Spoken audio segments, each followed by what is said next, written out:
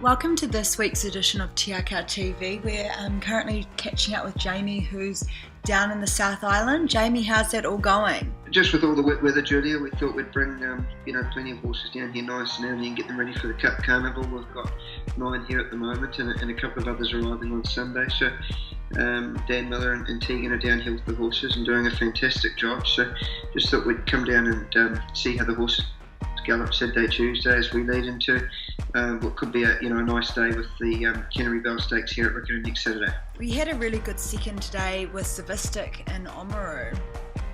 Yeah, ran really well. Unfortunately missed the kick. He can be just a little bit difficult, and unfortunately he just skied his head when the gates opened, but in fairness he ran on really well for a very good second, and a win shouldn't be too far away. Well, Jamie, we know you're in the South Island at the moment, but looking towards next weekend, we've got Ginger Nuts at Hawke's Bay. What are your thoughts around that?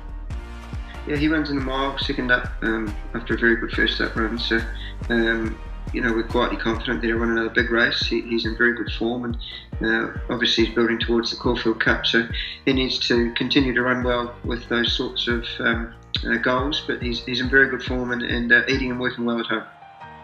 Looking back at last Sunday as well, we had a really great evening. Not only was David acknowledged with his massive award, we had Melody Bell take out 2-year-old of the year and Ginger Nuts runner-up in a few categories.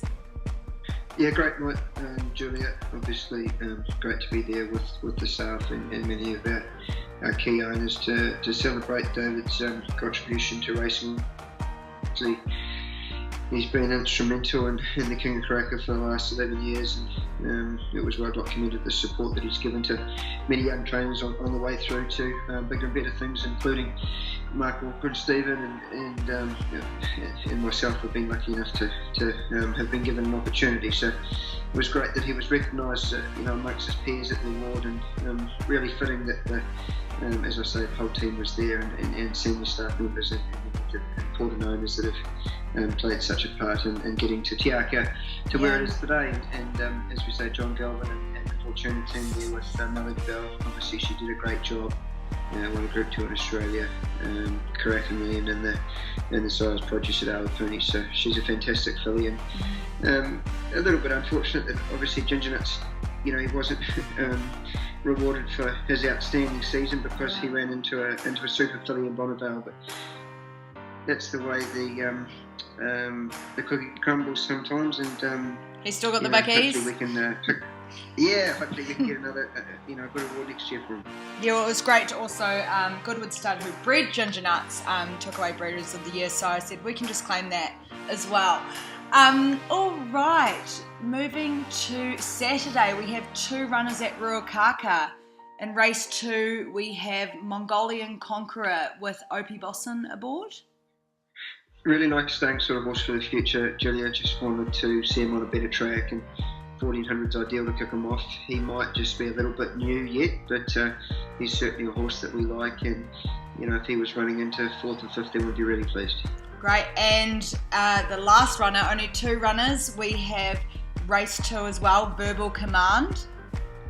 A lovely commands filly that Tony Ryder has fortunately given us to train. Our first horse for Tony. She's a lovely big staying type of filly.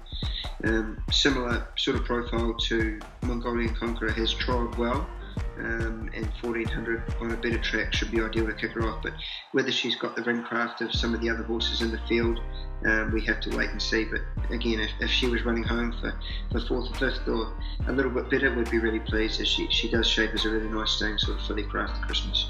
Oh, great. Well, I would ask you the best bet, but I feel like when it's stalemate versus stalemate in the same race, it's just too hard to call.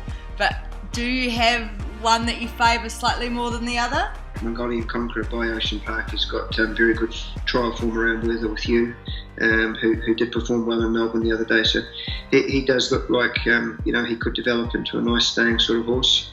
But then again, the filly's got a lot of potential as well. So as long as they were hitting the line, we'll just say both. We'll just say both. Great. All right. Thanks, Jamie, and we'll catch up next week.